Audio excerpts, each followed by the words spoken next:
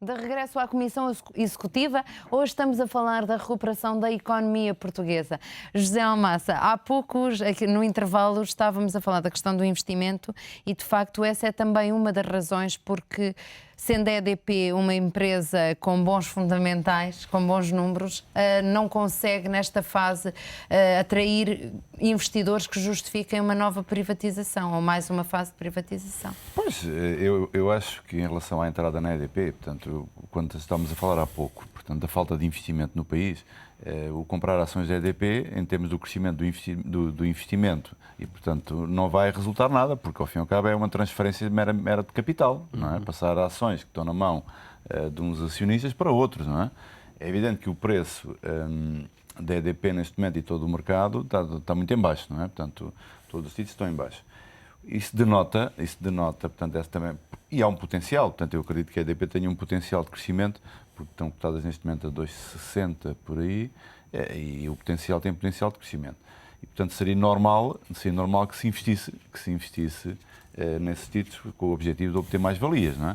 Agora, isto denota, na minha perspectiva, denota a falta de confiança que continua a existir por parte dos investidores em investir em Portugal. E, portanto, não só na EDP, como nas outras empresas. Portanto, ou investir nos países que estão numa situação, concretamente na Europa, numa situação frágil. Frágil e de situação orçamental complicada, porque nós continuamos com um problema de déficit orçamental que está por resolver, não é? Portanto, nada aponta que o vamos resolver.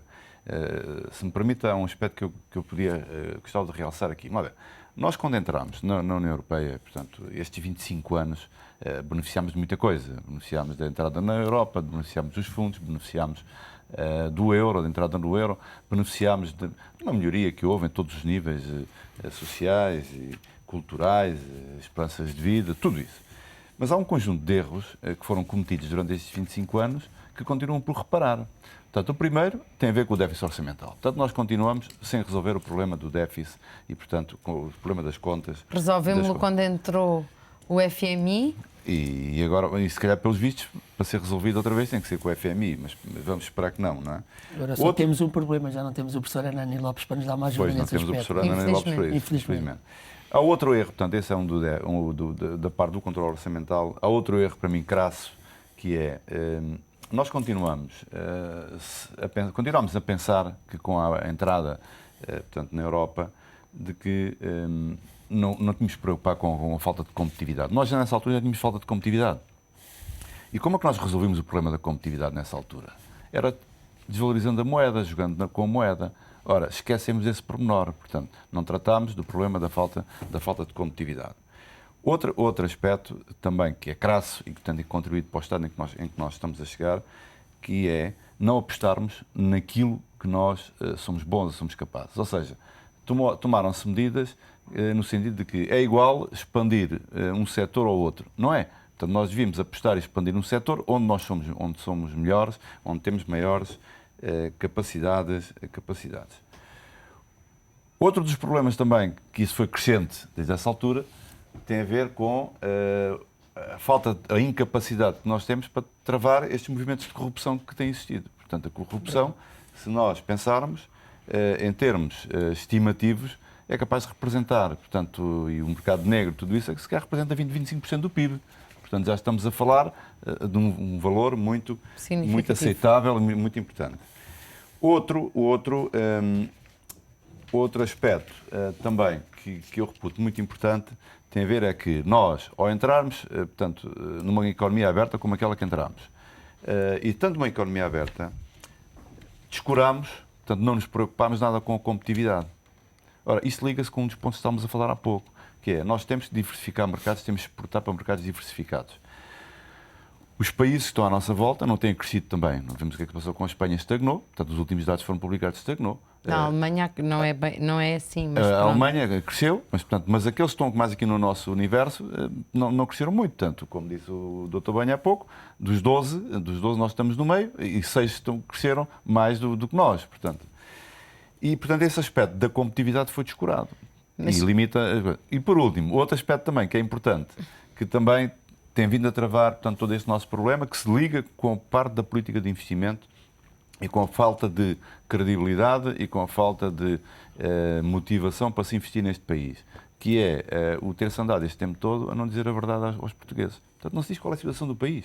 E se dissesse qual é a situação do país, tanto os investidores a nível interno como externo... Sendo que eu acho que neste momento todos temos a noção que não é fácil, até porque nos está a tocar o bolso, não é?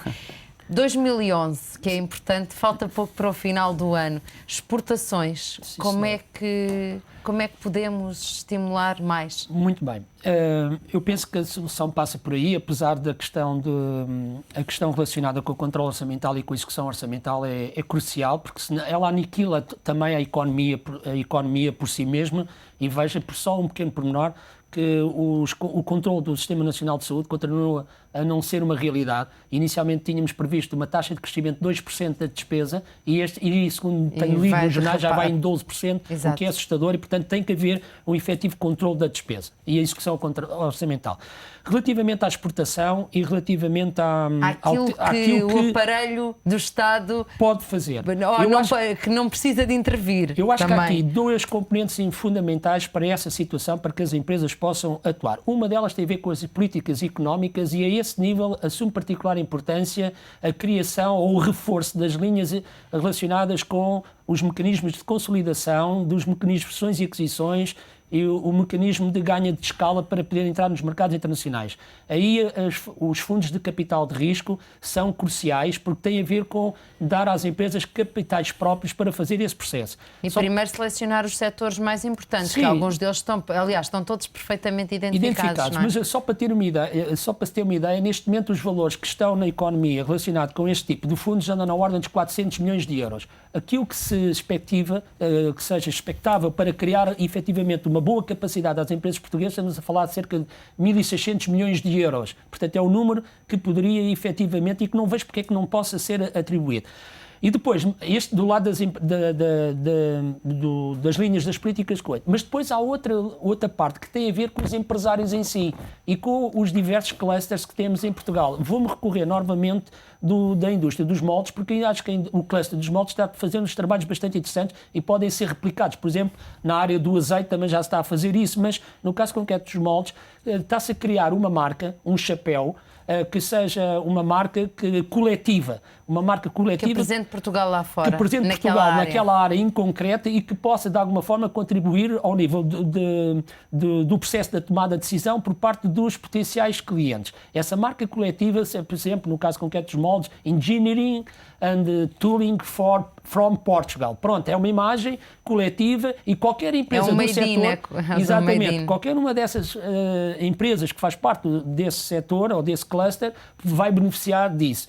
E só para ter uma ideia, campanhas, por exemplo, de comunicação ou de marketing nos mercados internacionais são bastante importantes porque Portugal tem aqui vantagens competitivas significativas, como tem noutros setores, mas aqui neste caso em particular, algo que cada uma das empresas por si só não consegue fazer, mas se calhar 400 ou 500 ou 600 euros a cada uma durante um ano já permite fazer boas campanhas de comunicação. Acho que esse voltando à questão dos fundos de capital de risco, sim, quando há muitas casas internacionais e organismos a dizer que o importante é captar ações para empresas, para os fundos, empresas de países emergentes e em melhor situação financeira, depois há aqui um problema, não é? O que é que os empresários podem fazer? Sim, mas aqui o que estes fundos iriam permitir era reforçar, e acho que isso é fundos mesmo nacionais, portanto que há, inclusivamente até ao nível dos mecanismos do CREN,